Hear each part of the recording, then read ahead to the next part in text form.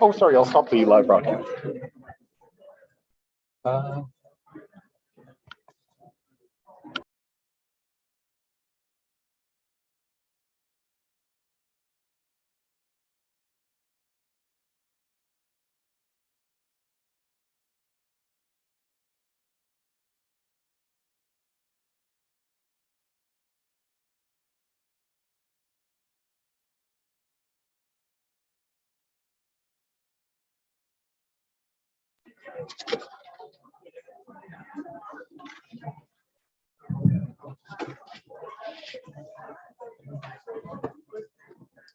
Good evening, everyone. My name is John Taves, and I'm the event coordinator here at McNally Robinson Booksellers. Before we begin, I would like to acknowledge that McNally's is located in Treaty 1 territory. That's the traditional territory of the Anishinaabe, Cree, Oji-Cree, Dakota, and Dene peoples, the homeland of the Métis Nation. In addition, McNally Robinson Booksellers itself rests on the land once occupied by the Métis community of Roostertown.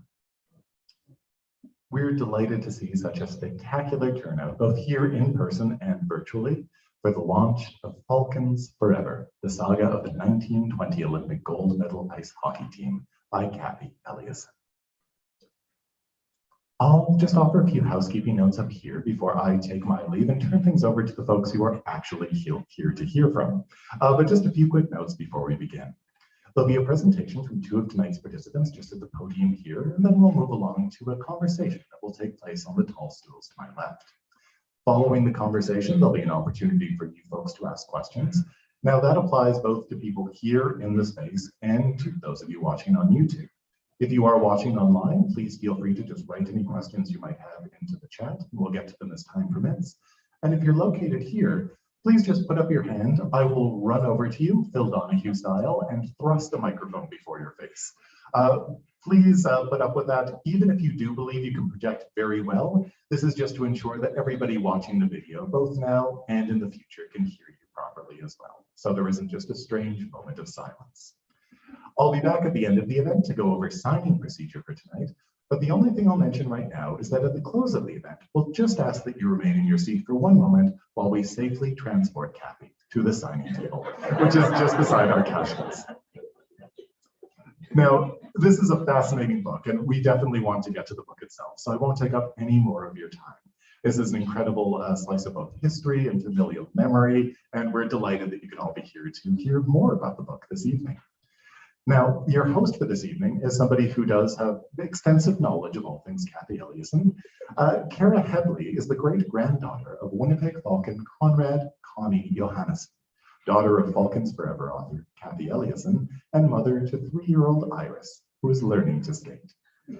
Cara played hockey for the University of Manitoba and mined that experience to write her novel, 20 Miles, the first Canadian hockey novel about women players. She completed a PhD in English literature and creative writing and is currently teaching university writing and Canadian sports literature at Kwantlen Polytechnic University in British Columbia. Please join me in welcoming Cara Hedley.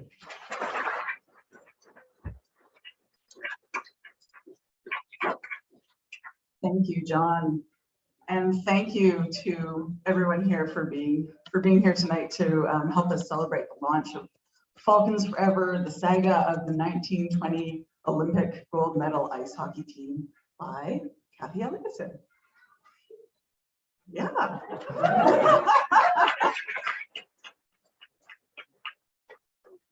It's wonderful to see so many familiar faces. I've watched my mom, Cathie, work tirelessly on this book over the course of the past 2 years. And in one of our earlier conversations about the project, she told me about a major source of inspiration for her, a scrapbook chronicling the Winnipeg Falcons' now legendary journey that her Amma, Frida, so her grandmother, began compiling in 1919, when Frida was the teenage girlfriend of Konrad Johannesson. By the time Frida finished the scrapbook, it had become an incredible archive, housing more than 200 articles and other texts about the Falcons. But this is more than just a collection of paper. As my mom writes in Falcons Forever, it was a labor of love. Imagine the pride and excitement that young Frida must have felt as she clipped out those articles and carefully assembled them in the scrapbook. The meaning she might have found in that constellation of clippings, a symbol of her pride, a connection to Konrad. The scrapbook has taken its own remarkable journey, now displayed in the Manitoba Sports Hall of Fame, and still today it echoes and sparks across a century, lighting a wake of inspiration for my mom that resulted in the book that we're celebrating here tonight. As my mom shared this anecdote with me, it really struck me how unique her book, Falcons Forever, is. It's not just a history of the Winnipeg Falcons hockey team, but a legacy project, a continuation of the labor of love initiated in Frida's scrapbook, then taken up by Frida and Konrad's son, Brian Johannesson, an original and diligent chronicler of Falcons history who digitized the scrapbook's contents. And the flame of pride, celebration, and remembrance is now carried by my mom, who has witnessed firsthand how the Winnipeg Falcons story has established its place both in Canadian history and our family history, resonating now through generations. Capturing both the vivid historical details of Falcons' rise to hockey prominence on a global stage and the more intimate significance of this story to the players' families and the Icelandic community, this book demonstrates that a legacy, whether it be of a hockey team or a family member, isn't inherent, but rather it must be cultivated, cared for, passed from generation to generation, with attention to the preservation of its character and origins, its deep roots of meaning. My mom has done just that in this captivating and thoughtful book, the spirit of which resounds in the title, Falcons Forever. It is now my great pleasure to introduce to you the author of Falcons Forever. Yes, I do know a couple of things about her, Cathie Eliasson. Like her grandfather, Konrad Johannesson, author Cathie Eliasson is of Icelandic descent. She was an educator for 30 years, a member of the Society for International Hockey Research. She grew up watching hockey and getting her daughters into the game. Now Eliasson's grandchildren have her back at the rink, watching a new generation continue the family's hockey tradition. Welcome, Cathie Eliasson.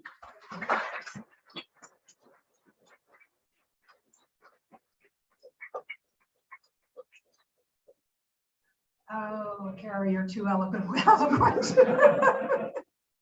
Hard act to follow there. Good evening, and I will be reiterating some of the things that you heard from Cara.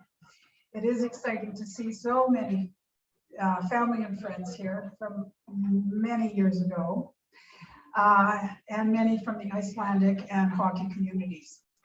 I'm so pleased that there are a number of descendants of the Falcons players here tonight, including one of the 4 surviving children of a player. The daughter of Huck Woodman, Cathie Nicholson, and Huck's great-grandson, Josh, are with us.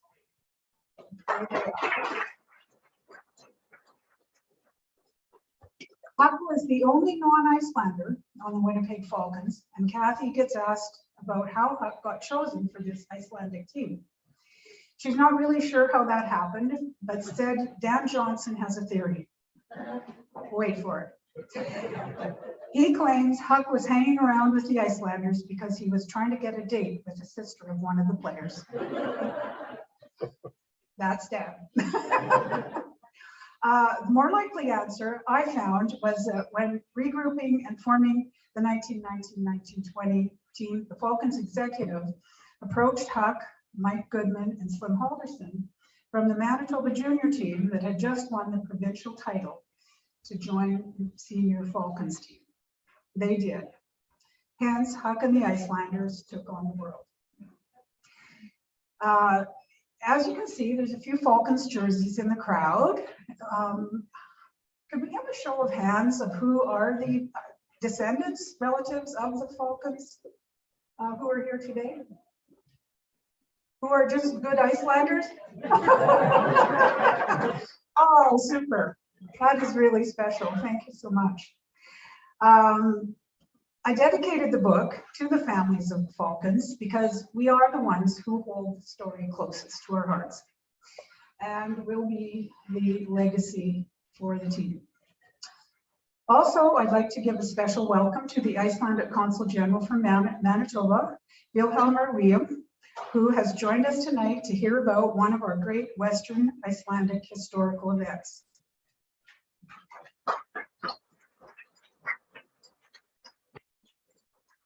And from the hockey community, welcome to Hockey Manitoba's president, Don Kurek, and all the other hockey players and fans who are here. The Winnipeg Falcons Olympic win is a much-loved hockey story.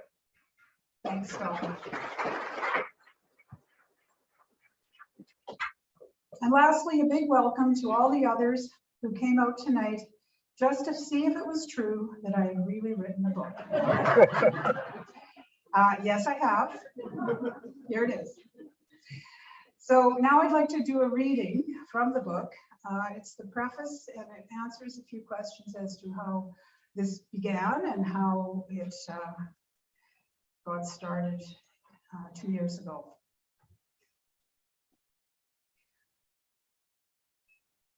The centenary of the Winnipeg Falcons' 1920 gold medal win was the impetus to share the saga of their journey to the Antwerp Olympics. Alison Goodman, president of the Lerberg Heemskringla newspaper at the time, the longest running ethnic newspaper in North America, and I, with the help of Viola Bjarnason Hilton, took it upon ourselves to plan a celebration of this anniversary, including a small book. As the granddaughter of Konrad, Konnie Johannesson, I had a very personal interest in recognizing this special occasion. The 2020 event was postponed due to the COVID-19 pandemic, as was the one in 2021. The origin of this book began in 1919 when my Amma, Frida Johannesson, then a 19-year-old young woman and girlfriend of Konnie Johannesson, decided to create a scrapbook of all the newspaper articles printed about the Winnipeg Falcons hockey team and players.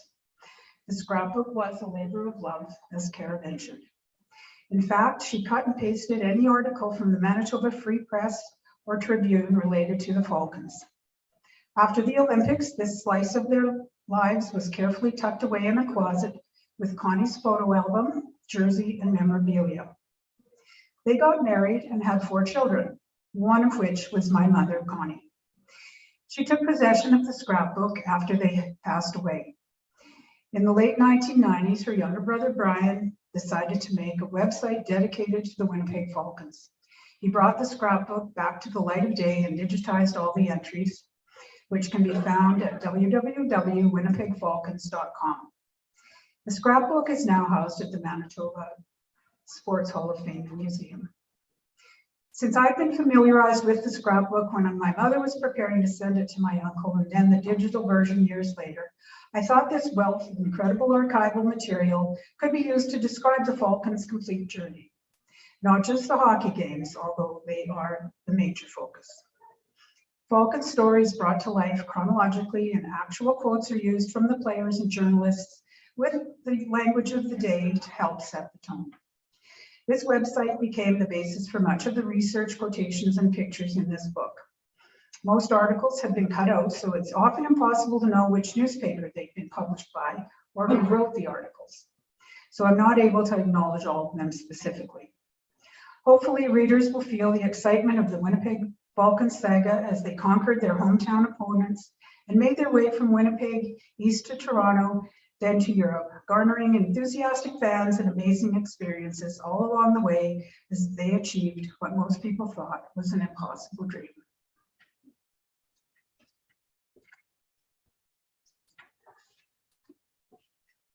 So the Falcons,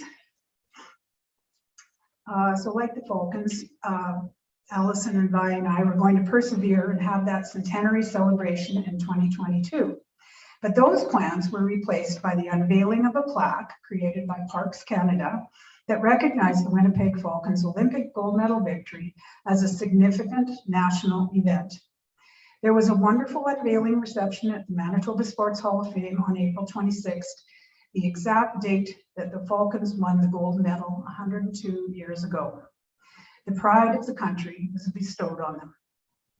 Over those 2 years, I kept writing and researching varied material and became a member of the Society for International Hockey Research.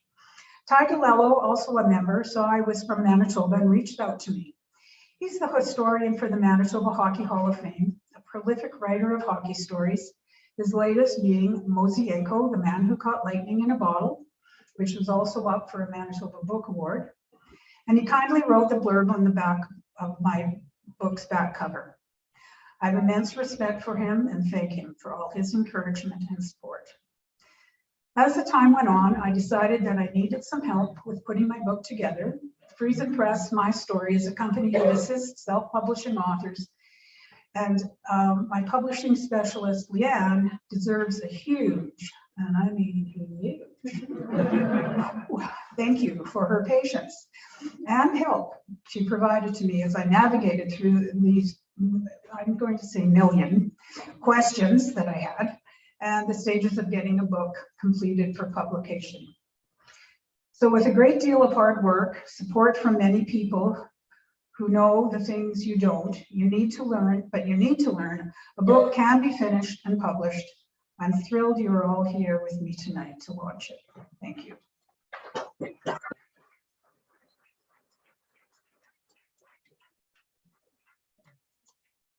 So now I'm just going to look broadly at the saga of the Winnipeg Falcons. You know, when you look at the team, they appear to be kind of a standard universal type hockey team. A group of young men who loved the game and grew up playing hockey together on the river and backyard rinks. They were friendly, respectable, fun-loving guys, looking for girlfriends, apparently. Off the ice and hard-hitting, tough players on the ice. Eventually, they formed teams and played against other teams, chasing the dream of winning a championship. Sounds like most teams similar to over the last 100 years, right? So why do we still remember the Winnipeg Falcons today? Certainly, winning the first gold medal in hockey is the main reason they are highlighted in the annals of hockey history. But it was the underlying story that I think is the reason we still admire them today. They were a very unique group and really epitomized what a hockey team could be. They were all first-generation Canadians of Icelandic descent, except for Huck. And we have to say that because his daughter's here, and she would call me on it, right?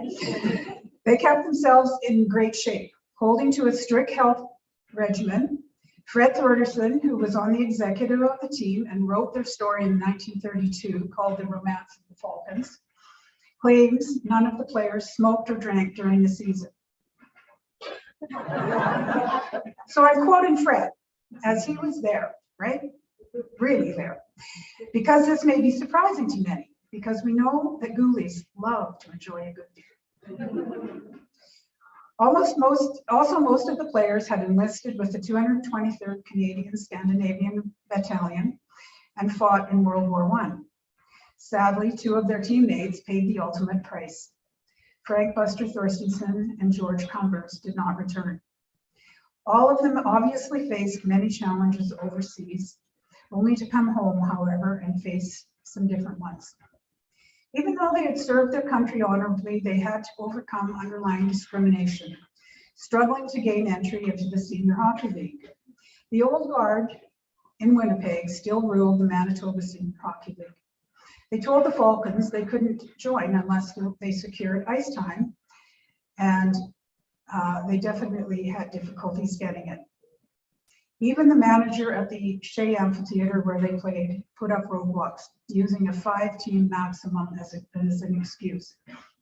Falcons were the 6th team. But fan pressure fell on the side of the Winnipeg Falcons and caused the manager to renege. Once the Falcons, along with Brandon and Selkirk, got their ice secured, the old established city teams opted out of the Manitoba Senior Hockey League and started their own Winnipeg Senior Hockey League. So ethnic and class divisions still existed in the city. However, even when seen as lesser than, The Falcons believed in themselves and brought their Viking spirit to bear. Other teams, looking at them from the outside, didn't take them too seriously.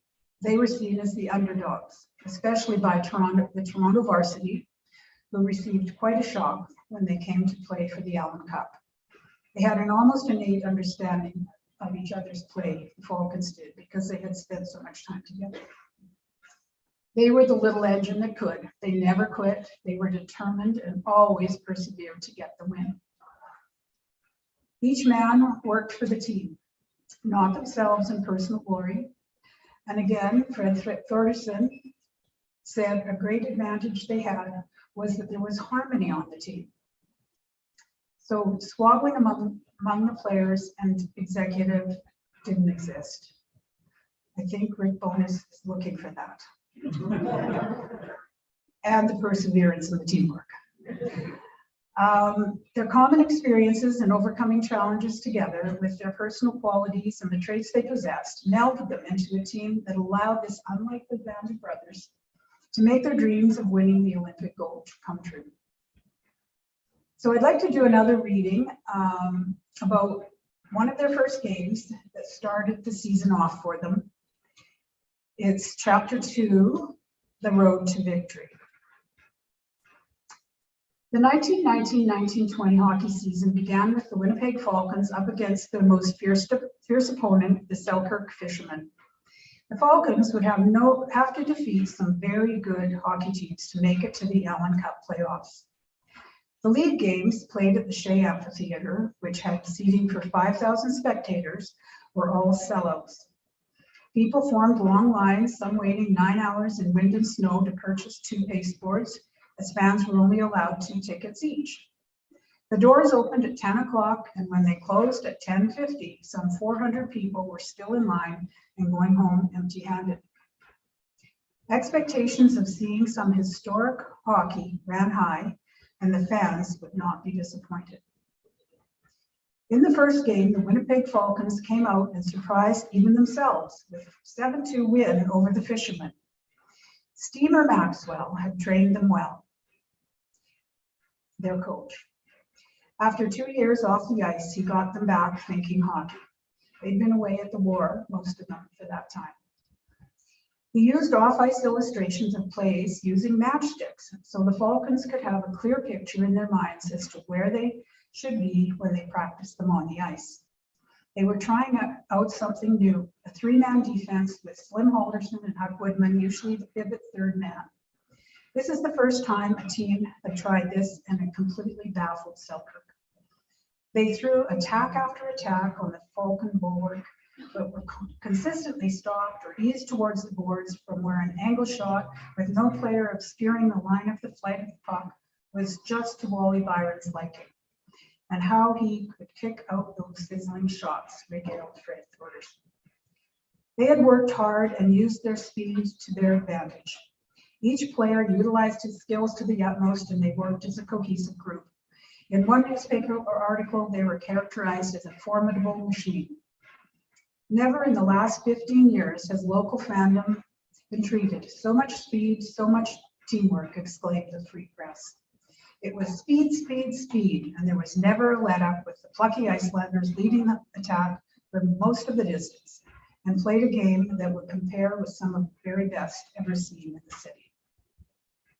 So that's how their season began.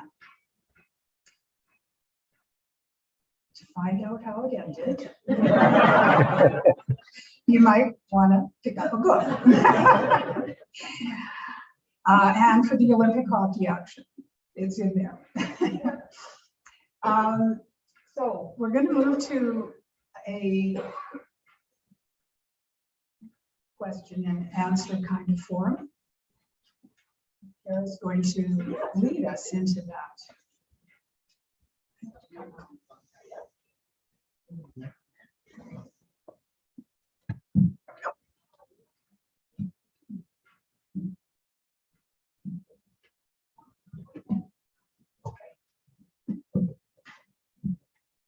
Okay, you're in the hot seat, Mom. We're moving into the question phase of the evening. And how we're going to do this is I'll ask the author a few questions, grill her a little bit. And while I'm doing that, you can think of any questions that you might have, and you'll have the opportunity to ask her questions after we're done. Okay? All right. Okay, first question. I'd love to hear where the title Falcons Forever comes from. Could you speak a little bit more about that? Certainly. I guess a couple of places. In 2002, to make sure that the Falcons got their due as the first hockey gold medal winners, the United Icelandic Appeal campaign created a separate campaign called Falcons Forever and went to the Salt Lake City Olympics to set the record straight. Dan Johnson chaired that committee, and they took the mural. I'll be talking about that in a few minutes. Setting the record straight was they were not considered the first gold medal winning team. Also, it's been 102 years since they won the gold medal, and we are still talking about them. Their story is timeless, and it is described as I just described, and being the first Olympic hockey gold medalist will forever make them a special team. They've been recognized by inductions into the Manitoba Sports Hall of Fame, the Canadian Olympic Hall of Fame, the Manitoba Hall of Fame, and Hockey Hall of Fame in Toronto. Both have Falcons displays. Adult and children's books have been written about them, and professional and hockey teams have worn replica jerseys and armbands recognizing them.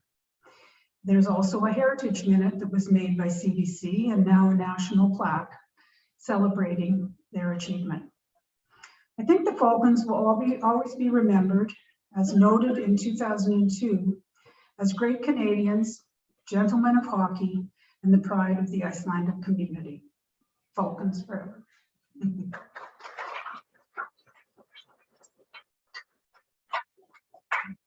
You mentioned the mural that we have front and center here. Maybe you could speak a little bit more about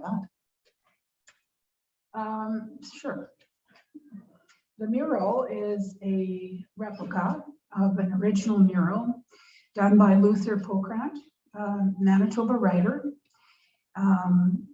who received his Bachelor of Fine Arts at the University of Manitoba and his master's in New Mexico State University. He is a renowned painter in Canada and has many, many paintings out there if you're interested in looking online for him. This mural was commissioned by the United Icelandic Appeal, the Falcons Forever campaign. As I said, chaired by Dan Johnson, and the Marno Olofsson and his father, Dr. Irvin Olofsson, were on the board, as were a few other people. And they fundraised, wanting to collect memorabilia and have this mural created to establish a centerpiece that they could take to the 2002 Salt Lake City Olympics. They wanted to share the Falcon story and correct an erroneous honor that the Canadian Hockey Association had announced. And that was that the Toronto Granites, who won a gold medal in 1924, would be recognized as the first Olympic hockey gold medalists.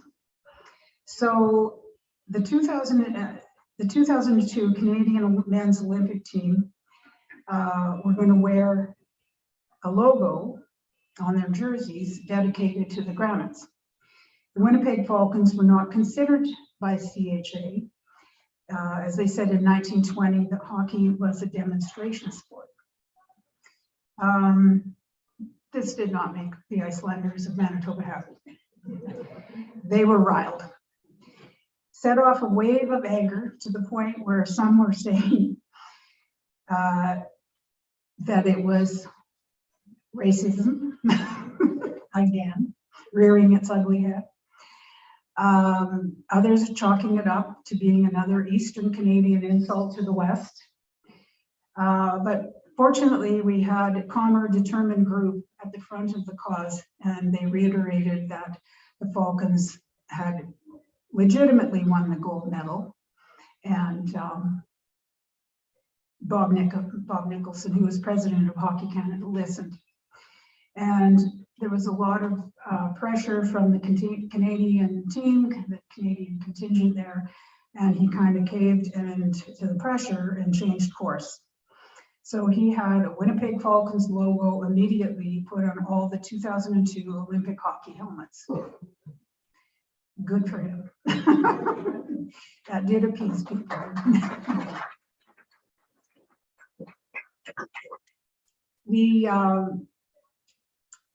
That exhibit with the original 5 by 10 foot, that's what the original is, mural, is housed at the Manitoba Sports Hall of Fame with a lot of other Falcons memorabilia. They have an exhibit right in the front entryway when you go into the Sports Hall of Fame. Worth seeing. The outcome of the story in 2002 was that the people from the men's hockey team, as you may recall, won the gold medal. Canadian men's hockey team won the gold medal that year after having a terrible early elimination round. And even before they won it, some of their representatives had talked to the Olafsons at Iceland House, where the mural and memorabilia was being held, and said they'd like to have a party with them, win or lose, after the last gold medal game. So apparently the Olafsons have a son, Eric, and his wife, Jay, and a company where they have a big building. They got this second floor organized so they could hold 400 people, because they expected that many. And in fact, they had 600 people show up, and I wish I was there. It sounds like quite the party. So all the players, all their families, all the representatives of the Olympic team, and Team Iceland, 6 athletes were there.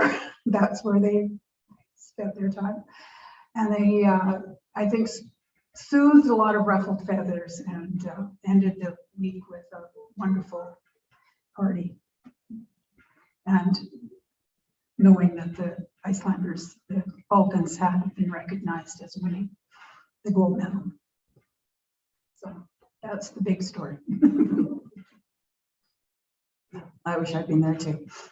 Okay, so you've included biographies of all of the players and the executive members that were part of the Olympic entourage at the back of the book. Why is it important to you to have each player and executive member recognized individually? I guess when we were talking originally, Allison and I, about the book and kind of thinking about what we thought would be nice to be in there,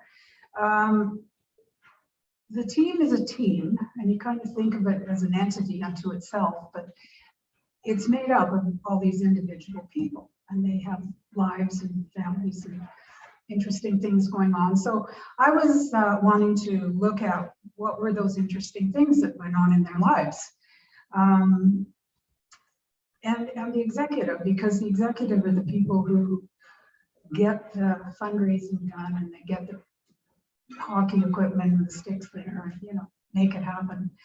So I wanted to include things about what their contributions were and what their lives looked like. So I wanted to include things about their families, who were their parents, spouses, children. So I did that.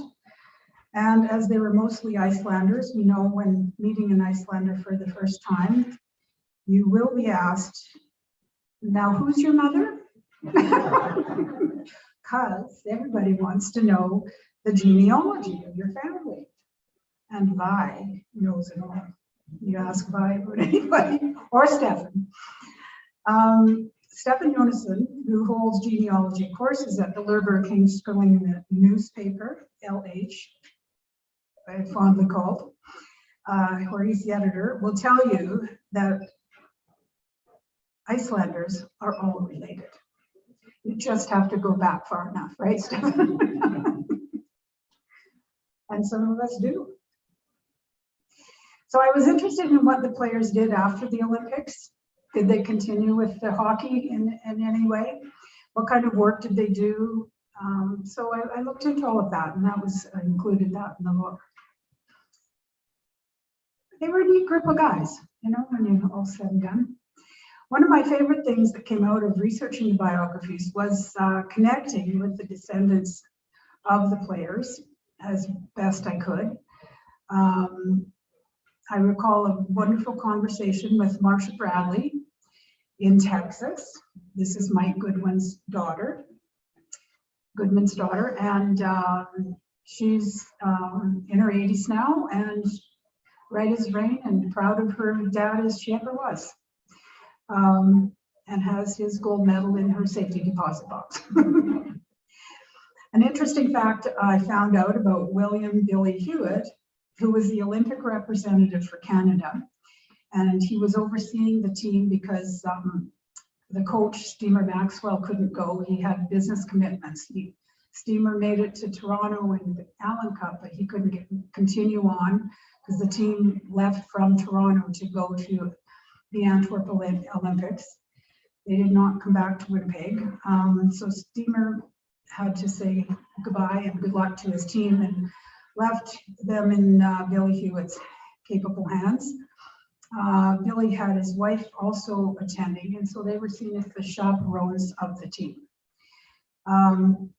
Billy was also a reporter for the Toronto Star and sent information back to the Manitoba Free Press as well. He was into many sports, football, horse racing, some of the others. And his longest position that he held was the secretary of the Ontario Hockey Federation. And he held this from 1903 to 1966. Now there's a commitment. Wow. He knows the history. But for all his long years in the sporting community, you would know him best as Foster Hewitt's dad. So, Billy, okay. Foster, we know. Okay, so. Wonderful, thank you for those insights. So now's the time for me to open up the floor to you. And if you have a question, I think that you can raise your hand and John will bring the microphone, right? I'd like to just focus on one thing, that is that some of the Falcons had remarkable careers both before hockey and after, and especially Connie Johannesson, who should go down in the Aviation Hall of Fame of Canada.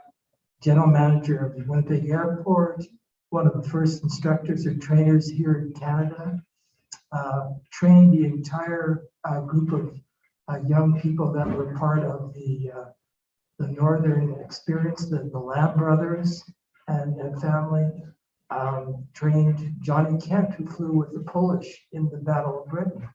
So this was an amazing, and he's actually left his legacy in that the Johannesson ruling actually codified the fact that the federal government was in charge of aviation in Canada, and all had to do with Konnie. I mentioned that in his biography because that is a huge piece of legislation that he helped create. He also, just to add to that, he was a flight instructor for many years and had a float plane base up in Flintholm. But he also taught Icelandic men who came over to train with him from Iceland because he spoke Icelandic. So they came and trained with him, and they were training to be in the RCAF. They went back to Iceland, three of them, and started Loflater Airlines. So that was a little extra piece there too.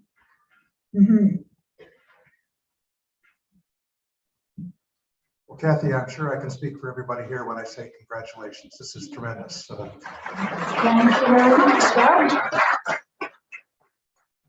I'm sure Pat and I will buy the book, so I can really confirm this. But how many players were on the team? I see in the mural there are 8, and that looks like a lot of ice time. It was. There were 8. Yeah, they did have some substitutes, but not many of them went out to the Olympics. They did have a substitute goalie, which was fortunate because they needed Babe Elliott to take over from when our goalie, Wally Byron, crashed his head into the ice and was unable to continue in that Allen Cup. But yeah, there was eight people, and they played all the time. 3 forwards, 2 defense, a goalie. And then the Olympics, they had a rover, which was the seventh player.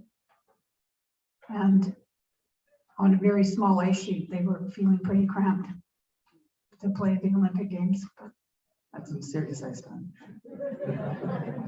yeah. I was just going to mention that these guys weren't a one sport athlete either. You know, they played. Mike Goodman is in the Baseball Hall of Fame, and he was also a swimmer and skater. Yeah, skater for sure.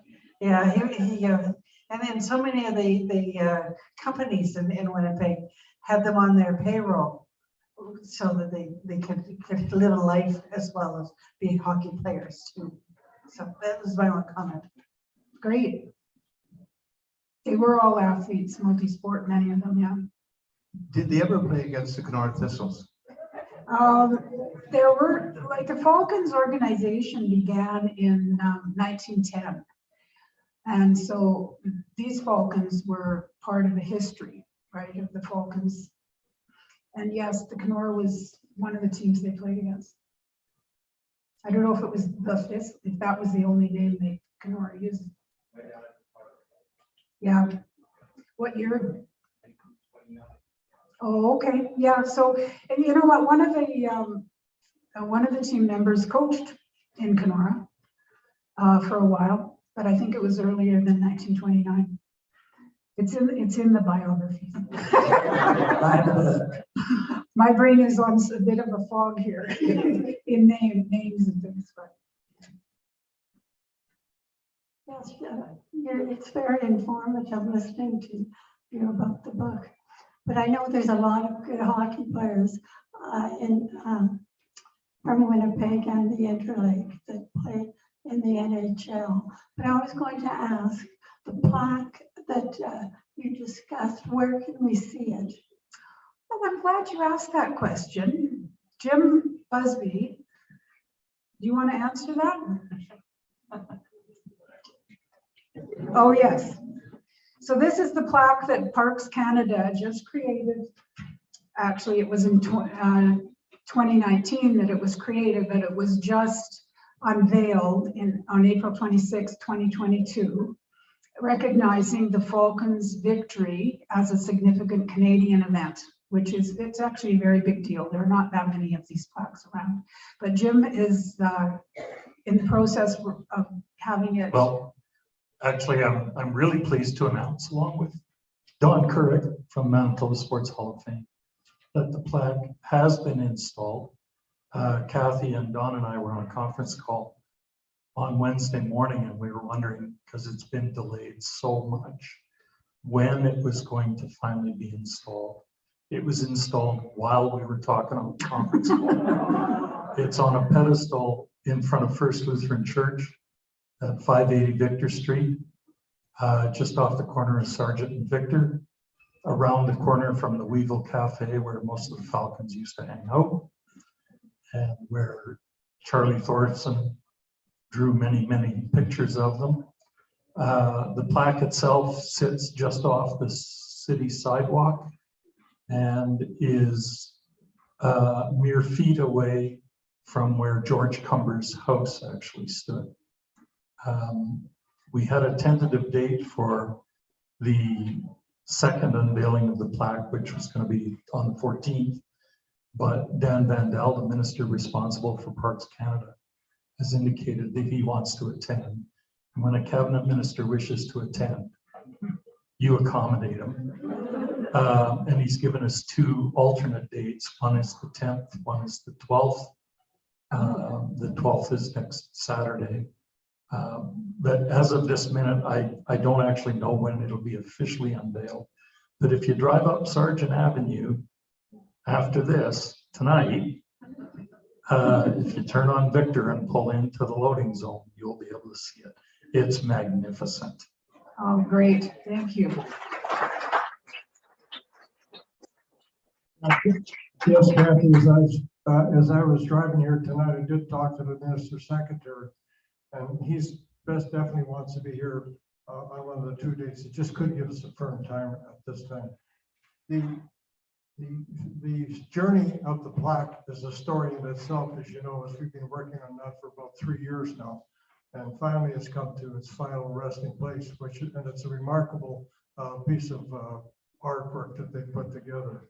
So we look forward to others coming, and somehow an announcement with you, you're gathering here, you could let them know so they could come and have coffee with us and meet the minister at that particular date. I do have a question. The question is you illustrated earlier about racism, and I call it the Broadway bullies against the Sargent Avenue Icelanders. Did the Broadway bullies ever acknowledge to the Icelandic people of the success they had in 1920? Yes, they did. And that was at the dinner, the celebratory dinner, when the Falcons returned. Took them a week. Well, they traveled across the ocean for 9 days, but then took them a week from whence they came from the East Coast. They were feted all along the way with parties in Montreal and Toronto. And they got to Winnipeg, and there was dinners and receptions every night. And the civic reception was held at the Fort Garry Hotel. And at that dinner, 400 people, they were, I'm trying to think of his name. One of the Broadway boys. Broadway boys got up and said that they were very sorry for the treatment they had given to the Icelandic boys, and that they were honored with the fact that they had shown so well on the national and international stage and won the Olympic gold medal, and Winnipeg was proud of them, and they were sorry that they had said all that, or behaved that way, you know. Yeah, they made it very difficult for the Icelanders to become senior players.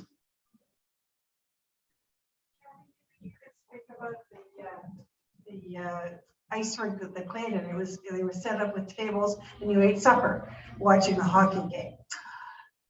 The Olympics, I guess I just didn't talk about too much about the Olympics tonight. It is in the book, but it was an experience. My goodness, the hockey rink in Antwerp held about 1,500 people, and again, people wanted tickets beyond the numbers. They had dinner tables set up around the sides with white linen tablecloths. There was an orchestra playing the whole time, but you know, as the games were going on, and the people were having dinner with silverware and, you know, watching the players. And then they had added a few what I called circus seats, because they were just a little place to put your bum and down the other way. So they had this juxtaposition of people, but it was an incredible time for them. The Canadians were the most popular team there, partly because they had, you know, what their war effort had been. And then the Americans were not as popular. But they had quite a time. They had to get escorted from their hotels to the rink before the games with armed people almost guiding them through to get to their equipment and get the games going. So That's going to be you in just about 8 minutes, going to the signing table. So I know that you wanted to say some thank yous. I wanted to make sure that you were able to fit that in. So go ahead. I did.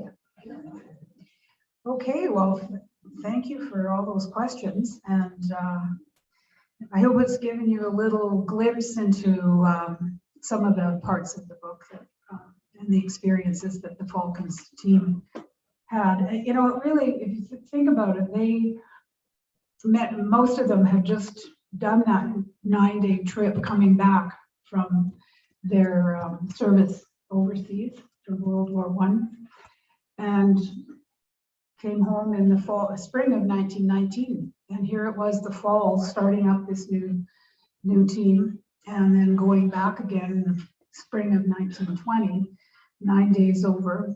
I think a little happier than the original trip, but it was quite a time in Winnipeg's history. And you know, this 1919, we had the civic strife in Manitoba, in the city, and we'd also just come through a pandemic. You know, the Spanish flu, it just kind of finished, if that ever happened, in 1918. So these guys were living in an interesting time, and I think certainly made our city proud. So I would like to take the last few minutes to say thank you to the people who supported this project. The Lerberg Heimskringla newspaper, CEO Audrey Kwasnika and Jody Dunlop, who was advertising and production assistant, for sharing their skills and assisting with the promotion. Also, the Thomas Sill Foundation got behind the project and supported it. There are, I think, supposed to be some copies of the newspaper free for anybody who'd like to have a look at it. Is it at the signing desk? Okay, so feel free to pick one up. It is in English. Some people think it might be in Icelandic. There are articles now and then from Iceland that, you know, people send.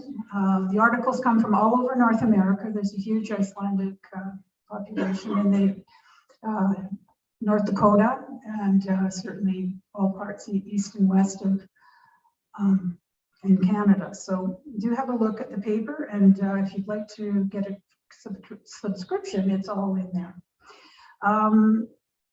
Also, big thanks to Allison and Vi. We had great fun planning and working on the celebration that never happened. But it was good fun.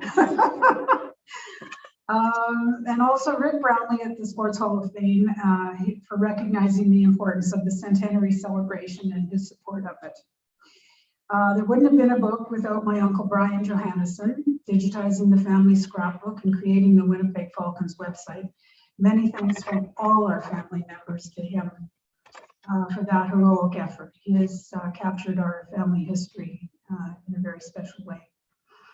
Of course, my family support was crucial. Glenn, my husband, has been supportive beyond words and picked up more than his fair share of the home front.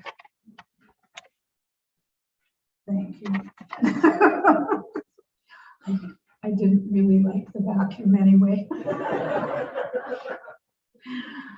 And of course, my daughters, Cara and Ann, have been so very encouraging of this project. And as you saw, Cara has provided my foundation for this evening. I'm very proud to be up here as a mother-daughter author duo, having created hockey books. I think we're pretty unique that way.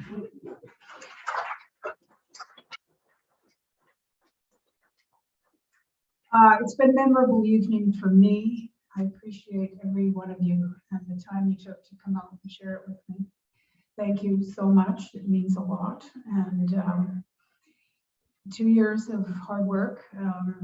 It's a good time to go out and celebrate it. So I hope you can enjoy the book. And if some of us are going to FIDS and you'd like to join us, please do. I just wanted to check to see if the relatives of Slim Halderson are here. No. Okay, great. We were expecting to have a young man come with his great-great-grandfather's gold medal, and he wasn't here. So we're very sad that he wasn't able to come and show us the actual medal. I'm not sure what happened to it, but maybe another time. Another time we'll have a party with the descendants and we'll get together. There'll be other events. Well, that closes our evening. Thank you so much again for being here tonight. It means so much to my mom and to me. As you have heard, she will be transported to the book signing table, and you can have the author sign your copy of Falcons Forever. And as my mom mentioned, some of us are also going to FINS afterwards. We'd be happy to have you join us there. Thank you again so much and have a wonderful night.